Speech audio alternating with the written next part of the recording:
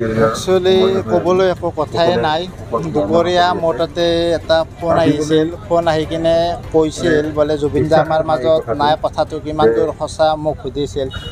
কিন্তু মই কৰ্মৰত অৱস্থাত ব্যস্ত হৈ আছিলোঁ, তো মই নিজে গম পোৱা নাই কথাটো। তাৰে পিছত মই গম পোৱাৰ কাৰণে জুবিন দাৰ বন্ধু এজনক ফোন কৰিলোঁ। ফোন কৰি কিনে তেখেতে ফোনটো উঠাই এটা কথাই কৈছিল বোলে হয় কথাটো সঁচা। তাৰে পিছত একেবাৰে মই স্তব্ধ হৈ গৈছিলোঁ। মই নিজে বিশ্বাস কৰিব পৰা নাই।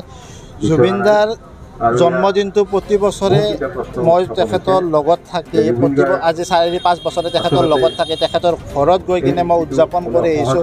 আৰু সপোনতো ভবা নাছিলোঁ জুবিন দাৰ এনেকৈ মৃত্যুত বন্তি প্ৰজ্বলন কৰিম বুলি, সপোনতো ভবা নাছিলোঁ।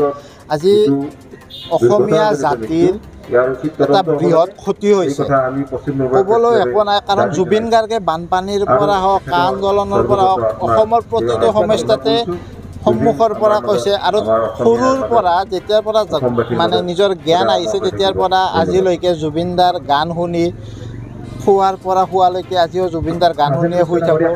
কিন্তু এতিয়া জুবিন দা যে আমাৰ মাজত নাই, সেই বস্তুটো মই এতিয়ালৈকে বিশ্বাস কৰিব পৰা নাই। মানে সঁচাকৈ মৃত্যুটো বহুত ক্ষতি কৰি যায়। আজি অসমৰ প্ৰতিজন ব্যক্তি, একদম কনিষ্ঠৰ পৰা বৃদ্ধলৈকে প্ৰতিজন ব্যক্তিয়ে সঁচাকৈ গম পাইছে আৰু তেখেতক চিনি পায়। জুবিন দাই নোহোৱা কথাটো কোনেও মানি ল'ব পৰা নাই। আজি ক'বলৈ মানে মোৰ ভাষা নাই, মই আৱেগিক হৈ আছোঁ। মই মানে গোটেই ৰাস্তাত ভাবি আহিছোঁ, মানে এই কথাটো এতিয়ালৈকে বিশ্বাস কৰিব পৰা নাই। আৰু হিমন্ত বিশ্ব শৰ্মা ডাঙৰীয়াই কৈছে তেখেতৰ কালি নশ্বৰ দেহ আমাৰ আহি ইয়াত অসমত উপস্থিত হ'ব। আৰু মই ভাবোঁ তেখেতক ৰাষ্ট্ৰীয় সন্মানেৰে তেখেতক বিদায় দিব লাগে।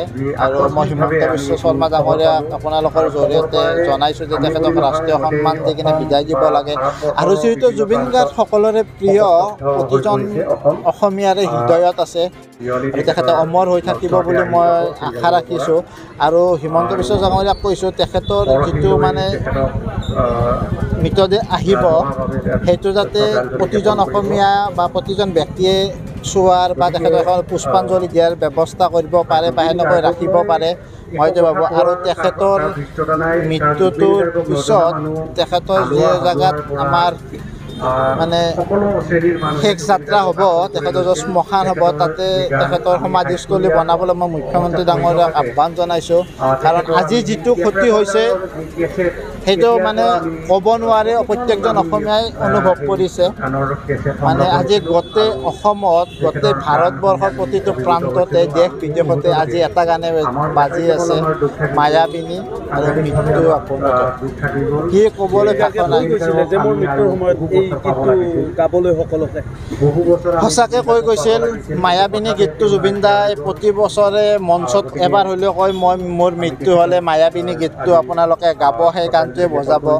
আৰু মই ভাবোঁ প্ৰতিজন অসমীয়া, প্ৰতিজন অসমৰ ব্যক্তি আৰু প্ৰত্যেকজন ব্যক্তিয়ে এই গীতটো গোৱাটো বা সেই গীতটো গুণগুণাব লাগে আৰু শুনিব লাগে বুলি মই বিচাৰোঁ। আৰু জুবিন দাক কেতিয়াও মৃত্যু হোৱা বুলি নাভাবোঁ, কাৰণ জুবিন দাক আমি অমৰ কৰি ৰাখিব লাগিব।